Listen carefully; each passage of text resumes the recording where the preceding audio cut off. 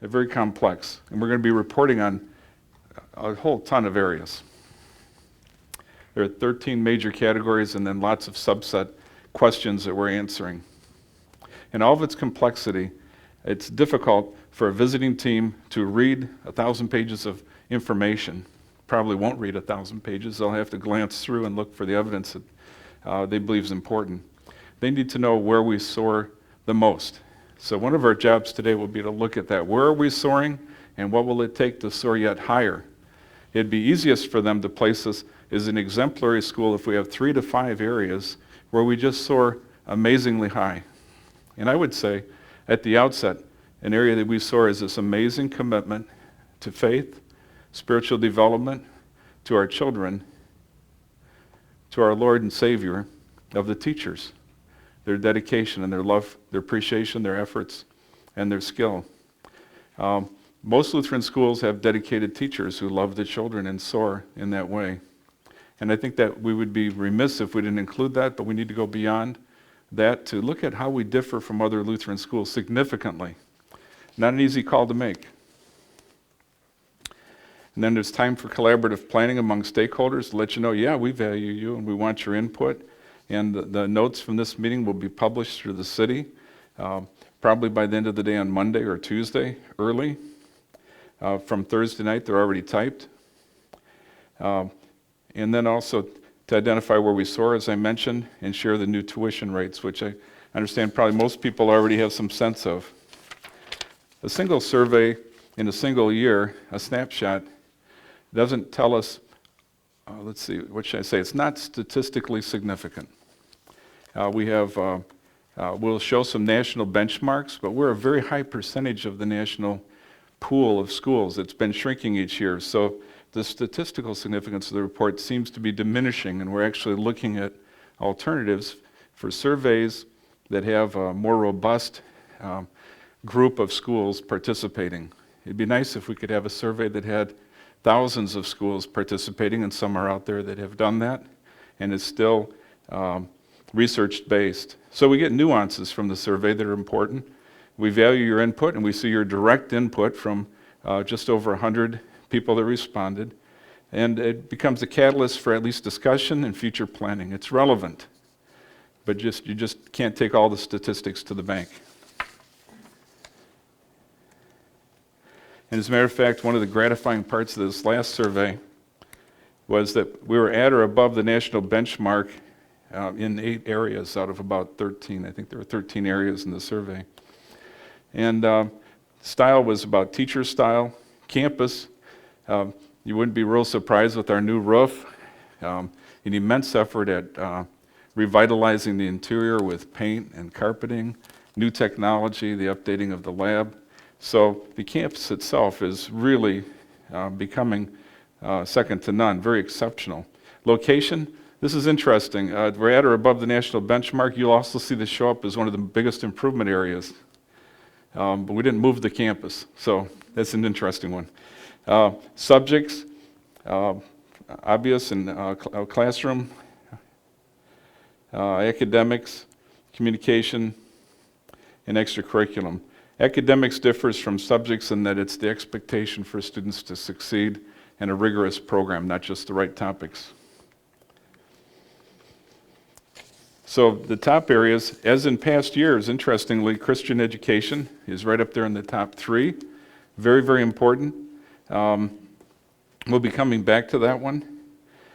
Teacher communication with parents is rated, and this is a perception survey, but parents are more pleased this year than in previous years with the teacher's communication.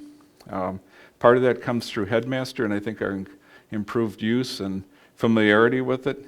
And then classroom again. Now classroom, in addition to the quality of the space, it's also the size of the space for the number of students and the resources that are available for teaching and learning.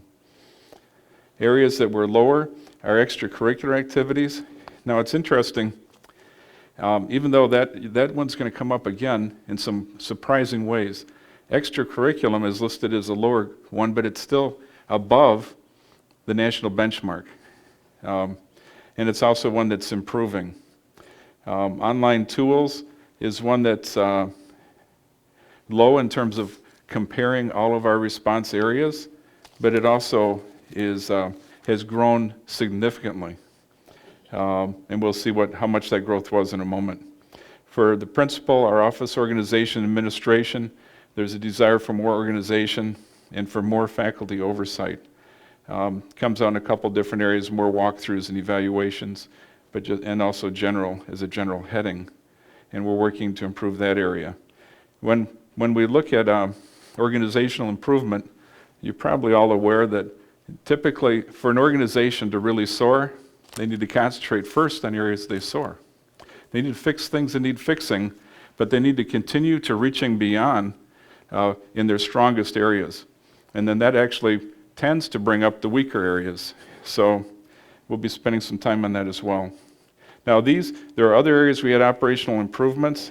These were the ones that hovered around 10%, which isn't too bad for location, school atmosphere, teacher style, the extra curriculum. Again, one that came out low, but it's one area that had substantial improvement, classroom, and our campus. And again, now that could be that the distribution of location of parents changed, or just a more positive spirit overall tends to get some higher scores. As last I checked, our address is still the same. And look at this one. Teacher communication went up 13%, online tools improved 21%, even though it's, I think, one of our second lowest maybe score, and tuition 22%. That could be in response to, people took the survey before knowing next year's tuition rate, and we actually had the same tuition rate for 2 years in a row. That probably didn't hurt, right?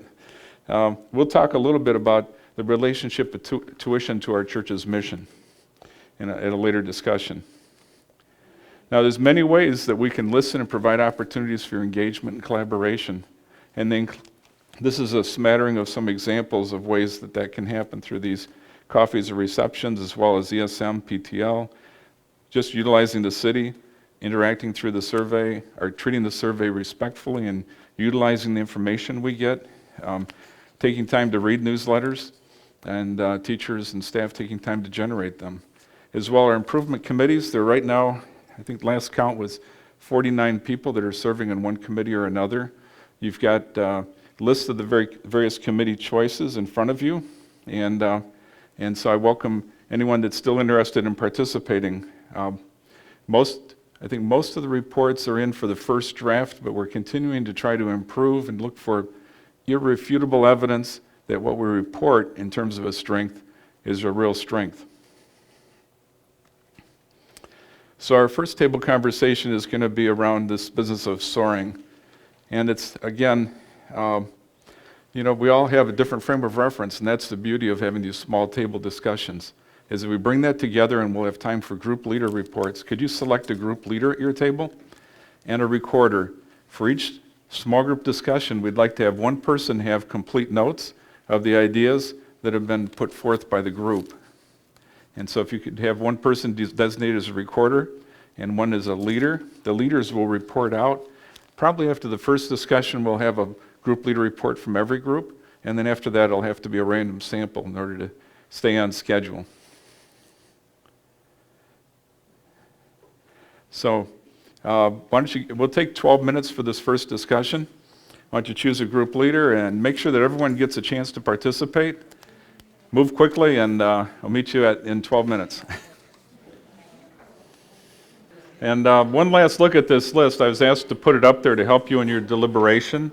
But, whether you're a teacher, an elected leader in the church, volunteer on a committee, or a parent that engages and participates in discussion and provides feedback and makes those phone calls and sends those emails, you all can take credit for this. And I'd like you to applaud everyone in the room for achieving. This is a great achievement.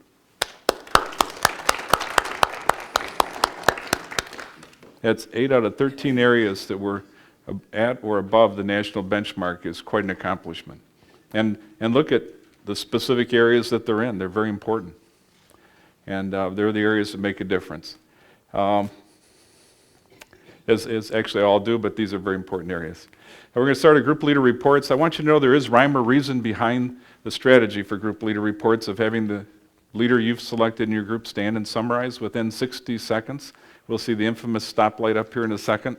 There actually was a Russian psychologist. She specialized in abnormal and organizational psychology. Yeah, I'm not sure how those two are related, but nonetheless, she's given credit for what's called the Zeigarnik effect. I don't know if I explained that last year, but 2 years ago I mentioned that in the 1920s, she hypothesized and tested over decades this theory that people retain knowledge longer from, and they're more productive in discussion if they have a time limit, and if there's a little bit of anxiety.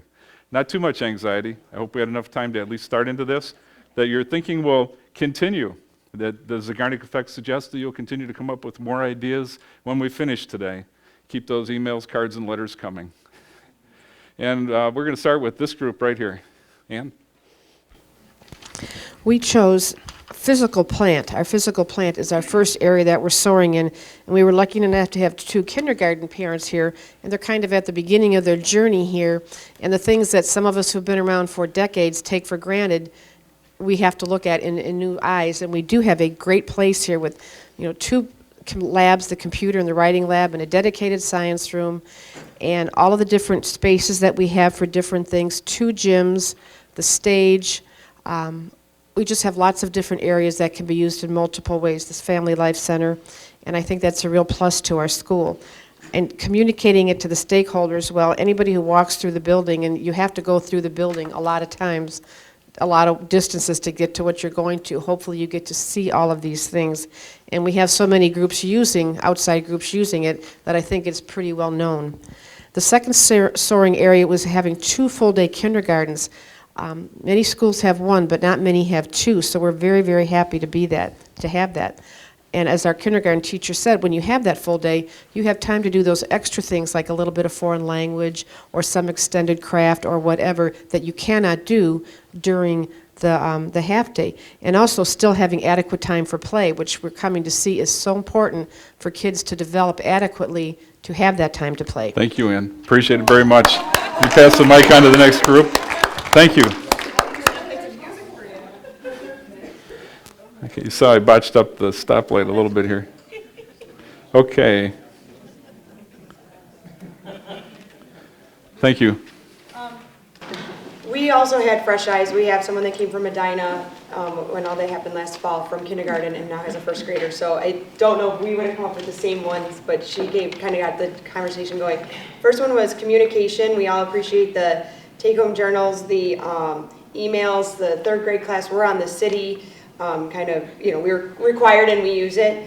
The best way to communicate this, I think, is just obvious, continue to be connected. And then how to take this to a higher level, just consistent or more school newsy principal updates, kind of treat everybody that we're all new, not only is the basketball tournament in Janesville, but here's the address to the school in case somebody wants to go that's not familiar. A second area is both the reading and the math program. I know that's good that we got that one in. Yeah, we thought you'd like that. Thank you so much. Gold star.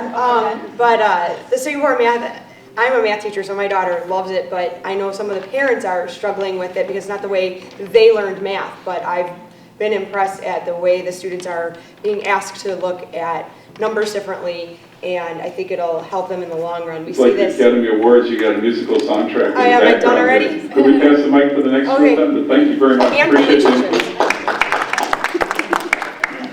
Okay, our first area was the Christian education and environment. We have nurturing teachers, which is really kind of demonstrates it. Also, the kids really stand by their faith, and that's really what helps us see that. One of the ways we thought that we could better communicate this to stakeholders is have the kids participate more in the church services beyond just the singing and playing the bells and things like that, but being more active in the regular church services periodically. The second area for soaring that we had was passionate teachers. Some of our teachers are really passionate about what they do, and they get the kids really interested in it, especially if you look at some of the elective areas maybe, and they really have a lot of interest in doing that, and they really enjoy that. So we are done. Thank you. Next group. Do I speak now? Well, I don't think this is on, but I'm going to pretend. Our first soaring area, we said classroom, teacher availability, strong class camaraderie, and a positive atmosphere. I think the kids really respect the teachers, and it's definitely one of our strong suits. Also talked about the teachers that have been recently hired. They, seem to have brought a new energy, new ideas, very positive influence on the classroom. Our second area was academics, and what the table before us said, the students really seem to be prepared for the next level and do well at the next level. One area of academics where we thought we could take the success to a higher level is in the area of electives and curriculum. It would be beneficial to have a written curriculum and be beneficial to have a little more organization with the electives.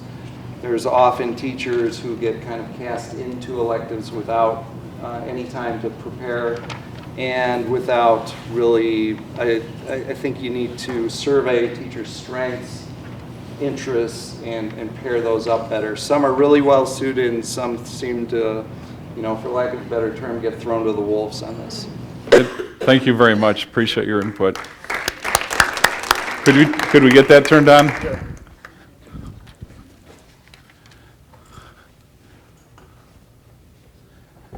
Hello? Great. Thank you, it's Bob. working for me. One of the areas that we talked about that's already been mentioned is campus improvements. There's been a lot of visible changes around here, actually some that I wasn't even aware of, but given that I'm sitting with some teachers, they mentioned that we've gotten new carpet in our middle school areas and some new blinds. And so these are great things. Obviously, the roof is a definite improvement. And so what we talked about is that we should definitely communicate this during visits to the school and then maybe in principal updates. Some of the things that we talked about with taking the success to an even higher level was we either need new lockers or they need to be painted. Some of us, we've lived with those for so long, but when new people come to visit, I think it's kind of an eyesore. We need to focus on the Heritage Center, maybe some paint, new stage curtains, and we also need to focus on the East Gym because we are a host to the state basketball tournament. Thank you very much. Good stuff. Those are some great suggestions, and a couple quick responses there. There actually has been a committee that toured the building and did write a plan for improving some of the areas that were just mentioned in Ellen's report. And so that's going to be great. We're going to see some changes to the Heritage Center soon. The painting actually went on throughout the building, and so if you have an opportunity, where you can see paint and new carpeting, stop through the middle school wing, where quite a few rooms got a really beautiful new carpet, and everything was freshened up. And also, I think other classrooms throughout the building got new paint this year, and ceiling tiles. And we're down to counting, like I spotted a tile in Mrs. So-and-so's room. You know what I mean? We're down to just the last dozen or so soiled tiles or tiles, ceiling tiles I'm speaking of, that have been damaged. We're working desperately, I think, to get funding for replacing the floor in the Heritage Center. I think you'll be seeing the curtains come down and paint go up in that room very, very soon. As far as graduate success, and I should have put the clock on myself, I'll just say real quickly that we've mentioned these at some public meetings, but so far anecdotal. We need to do more, and I need to do more as a leader to help to measure objectively and irrefutably our overall success. We know that we had a student a year ago get a perfect score on the ACT as a junior at Lake Park. We know we had a student while they were here as a 7th grader get a 31 composite on the ACT. And another student a year later got a 24 in the area of math on the ACT. And we know that our honors geometry students on their Chapter 2 test scored 10% higher than the actual sophomores in the same course taking the same test at Lake Park High School. So the kids are really soaring. And a year ago, the graduating class at Lake Park had 11 state scholars out of 12 who were graduates of Trinity. We continue to get accolades from the principals throughout the region. Well, I'll go quickly on this. We did have school improvement committees for about 18 months, nearly 2 years, and we merged them into this accreditation process where they're continuing to do the same work to identify areas in need of improvement, areas we're soaring, and determining how we can soar to a higher level. I know that they're going to welcome your input from today and this afternoon. These, you can see there's a lot of committees here. That represents, and there's some overlap. Actually, if I counted the overlap, there'd be more like 60 positions filled. But it represents, if you don't count duplications, upper 40s, I think 49 people that are serving in these different areas. That includes staff, parents, elected officials on the church council and the ESM as well. And so we can stay on schedule. I'd like to move quickly into our second discussion. I distributed the sheets there. Here's where we can concentrate a little bit more on identifying where our school improvement process should be taking us. Where are the key areas that we should be working on? And we'll take on this one 10 minutes. Thank you. Close. Thank you very much. As you look around the room, you see how engaged everyone is? This is really an amazing and a real positive thing. I appreciate that. Just one area of improvement I'll mention, try to not stand under a speaker. This business of marketing, which we're going to talk about in this final discussion a little bit. But I heard there was a Medina teacher here, or a parent. Is that right? You got one here? I just want you to know that we're grateful for the Medina folks being here, and it's not about numbers. I think you're all aware that we used to be a much larger school, about 9 years ago. About the time that the recession hit, I'm not saying that's the primary reason, but a lot of schools started to go down throughout the world in Lutheran schools and other parochial denominations. We traveled downward at about 30 to 40 students per year. Some of you were at a congregational meeting where you saw some statistics on that.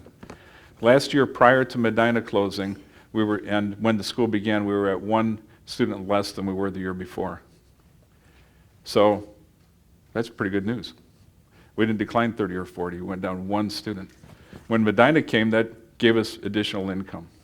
It actually created a little bit larger student body. We got about a dozen students, I think, from Medina that enrolled and stayed here, and we're grateful, not because of the numbers, but if you know any of these Medina students and families, what wonderful Christ-centered, spiritually rich disciples God sent us, and your families from Medina, and I'm really grateful. Let's applaud that.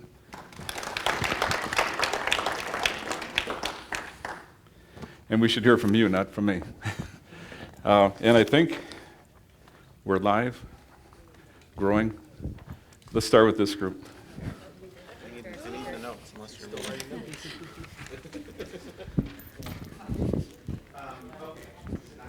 It doesn't sound like it now. Now? There Yes. we go. Okay, much better. Okay, so our first improvement area was electives. I know we talked about this a little bit, but making sure that we don't have too many, but we have enough, but then we have a curriculum that goes with that and passionate teachers to teach those electives, because that's critically important. That was one of our soaring things, was what the electives that are good, but there's just some that aren't, so it's really working on the electives. The next one is differentiation. Making sure that we're not just using test scores for placements in a track, and if people are getting slotted in either the low, medium, or high group, that their overall academic performance is used to reevaluate should they be moved up or down, and it's not just the MAP scores. And the last one we had is the band program. We think there's, we'd like to see that better integrated into the school instead of a separate program as an elective. I think we'd have a lot higher band participation with that. Thank you very much. Appreciate the suggestions. Any volunteers on this side? We'll go over here. How about Mike?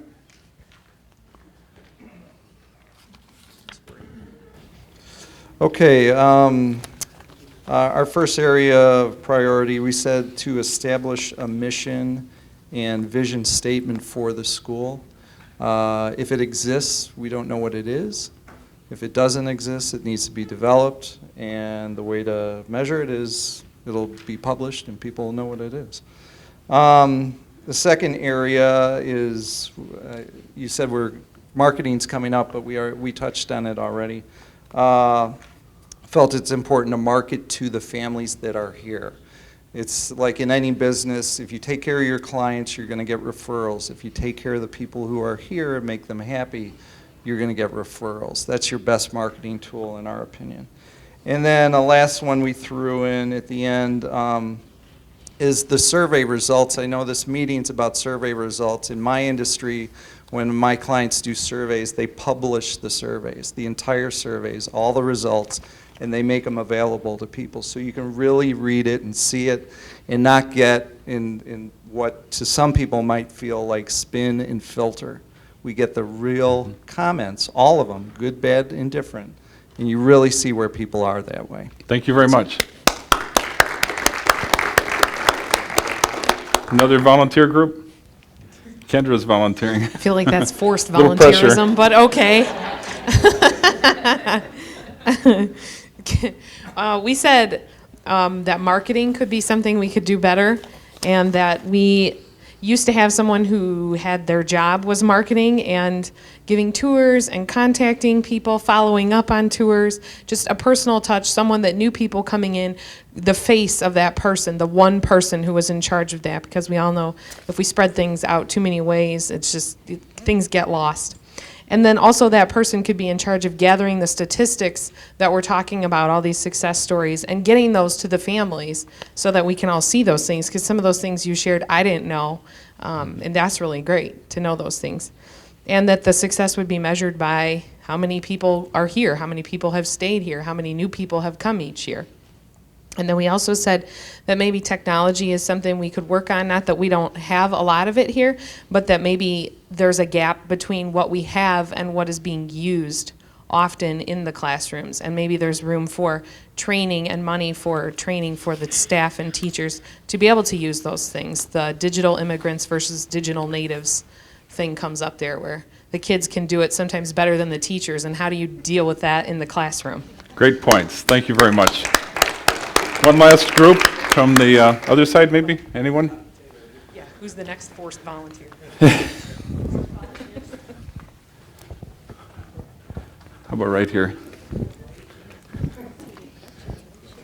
Well, hello, everybody. We chose actually kind of one topic, and we seem to have a lot of really healthy dialogue about it. And that was, that's really more based on climate or facilities. And we feel really strongly that the Heritage Center, it's time. It's one of the last areas of the school that, in our opinion, appear to be less than acceptable. Dirty curtains and the walls and the flooring and whatnot. And certainly there's some finance involved in that. But both myself and another mom here, Heidi, we've been actively working in partnership with the school to identify the needs in there. And Dr. Libka, you did mention that earlier, but I think it's really time to put some teeth into it. And we've got to get some momentum. We have to get families on board. We have to get parents on board. We have to get, it just can't be a couple of people who think that needs to happen, because I think there's more to it. It's forced volunteers. No, I mean, it's just... But I do think that there probably are a lot of people here who'd be willing to be part of making that happen, whether it's contributions with finances or whatever. So in that way, that was our primary discussion. So that's where we think we need to put our energy. So Thank you very much. Appreciate it. We've got one last area. We'll share some numbers with you here now regarding tuition. I think staff-wise, we're pretty committed. We've gotten some good input from the marketing committee. I think that we're not moving rapidly in this direction, but need to pick up the pace, and that's to concentrate on retention. And some of you alluded to that. I mean, this year has been kind of an amazing year for publicity, if you will, based on market research.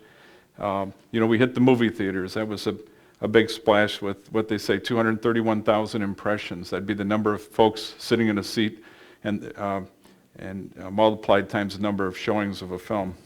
And that we were in the trailer preceding these motion pictures at Stratford Square and Streets of Woodfield, and it seems like there was a third one that's escaping me. But I think that was a big splash. We also used market information and had targeted postcard mailings and e-blasts to tens of thousands of people. We're working on our third release. We actually approved the layout yesterday afternoon for the third release to families with young children. It'll be going to families with children from birth to third grade or fourth grade. It's right in there. That's about it's over 6,000 households within a 6-mile radius of the school. I beg your pardon? I'm sorry, just in terms of your sharing with the marketing, do we have any measurable evidence, like with the movie theater and that, did that result in any enrollments? You know, even postcards, e-blast, WYLL, all of our external efforts have perhaps enhanced our presence in the community, but we have not been able to measure it. Still, everyone, nearly everyone, I shouldn't say everyone, about 90%, or a little more than 90% of those that call say they heard from a co-worker, their boss, their landlord, a neighbor, someone at church. That's where it happens. And so that's, as I said at the outset, why we need to focus on, and I think Mike said the same thing, on retention. This year, 4 students, I think, have left thus far, and 2 of them moved. One of them had special needs, and the 4th one actually had discomfort level with her peers in her classroom. And so we're watching this very closely, and we're doing exit interviews to kind of see why people choose to leave. We need to do, in retention analysis, follow-up interviews. Sometimes what people will say to administration or to their teacher at the time of departure isn't the same as what they might say a month down the road or 6 months down the road. So we're going to try to follow up more with these families as well. Our last one here is just to assert that all that we do should, someone asked about the mission. I think that was Mike as well earlier. The mission, there's actually a description of why we have adopted the church's mission as our school's mission in the parent handbook, and it's reprinted in the handbook. And then there are several, I want to say, at least 5 pages of vision statements associated with teachers and students and families and our relationships with each other. And then commitment statements and purpose statements. So these are all in the parent handbook.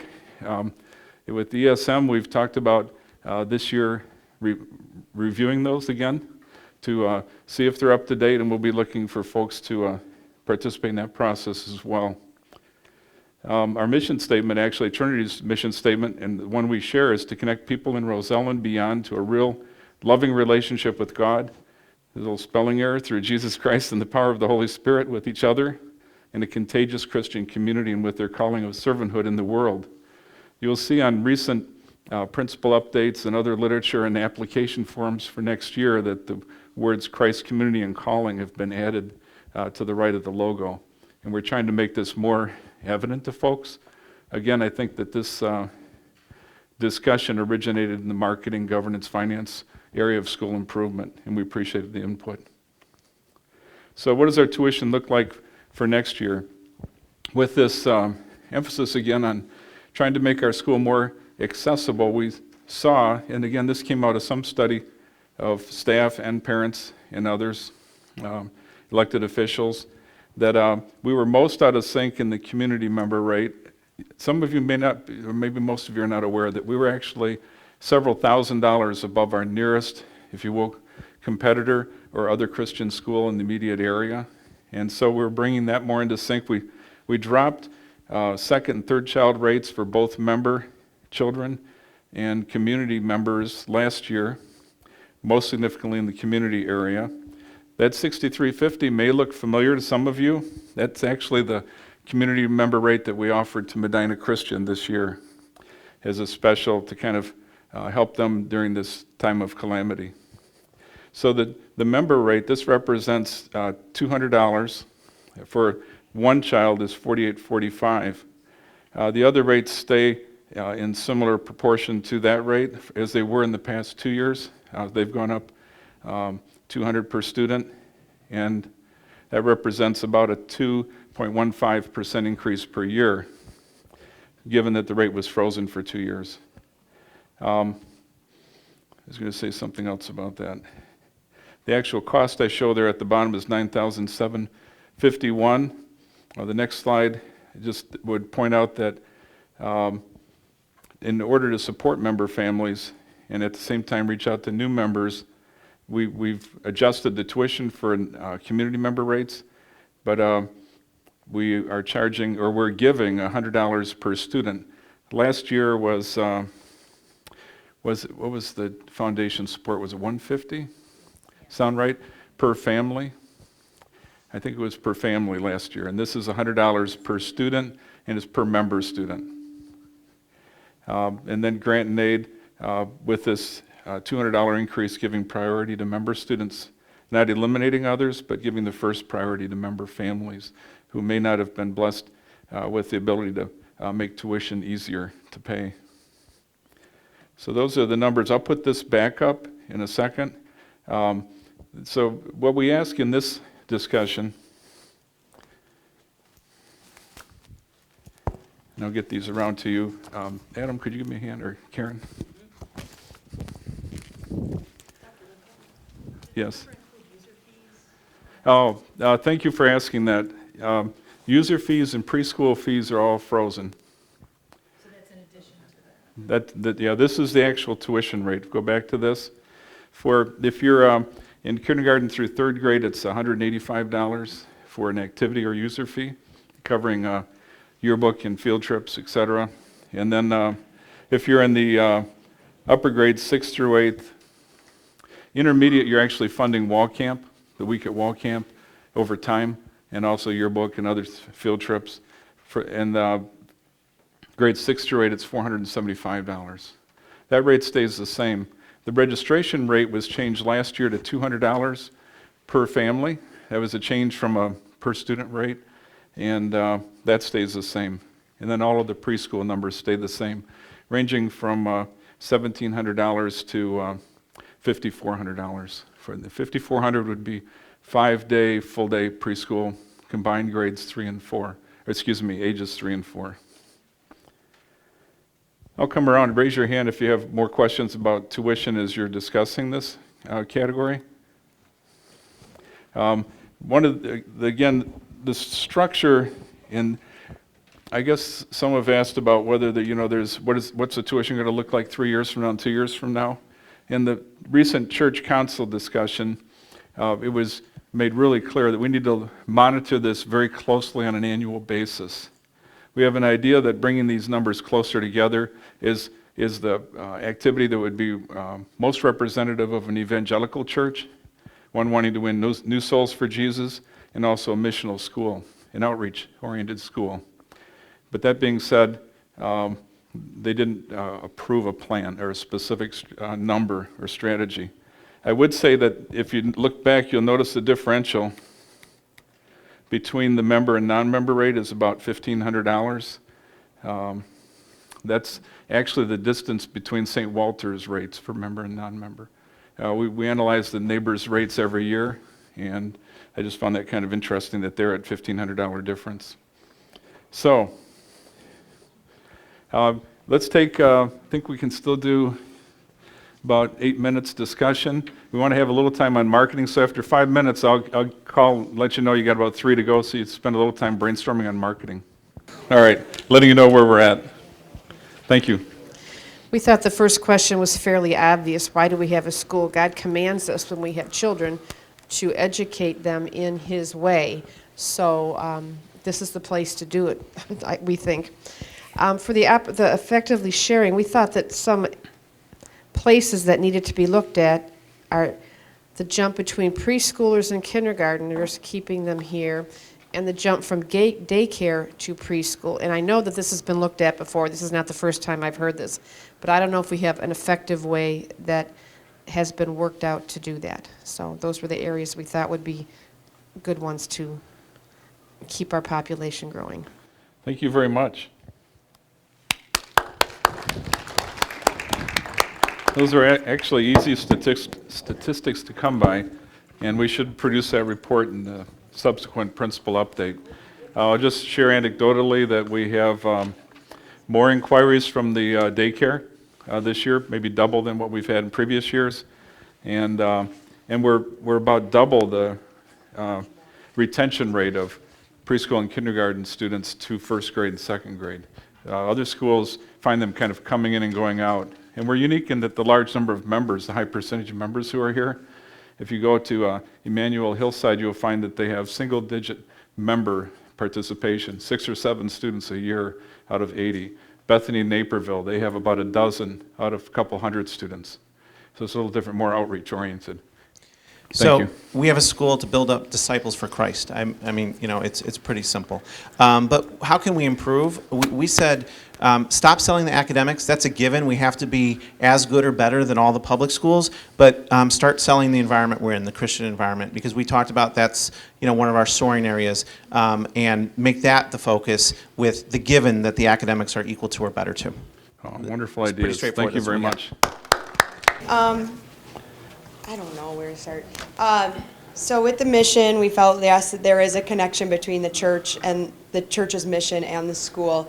One improvement we discussed was making sure that non-members feel equally welcomed and addressed, that there still is kind of a divide between the member group or the people with, you know, older kids, you know, where they've got multiple children, so they've been through this before, the experience, the veterans and the rookies, but also, like I said, the non-members, and just making sure that it's okay that you're belong to another church. Here's what's going on in our church. Please, you know, I don't know, just making sure everybody feels equally welcome, because it can get kind of segregated very quickly among parents.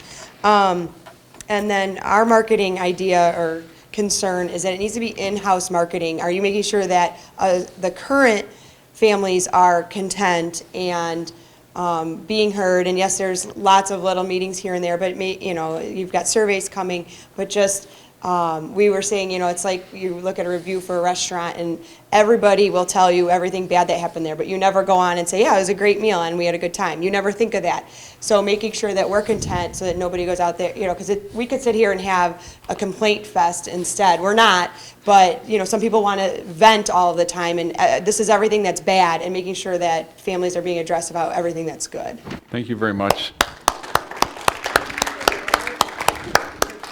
In my God sighting story for the week, I wrote about Thursday night's demeanor, and this one's no different in that you can see God's presence among us.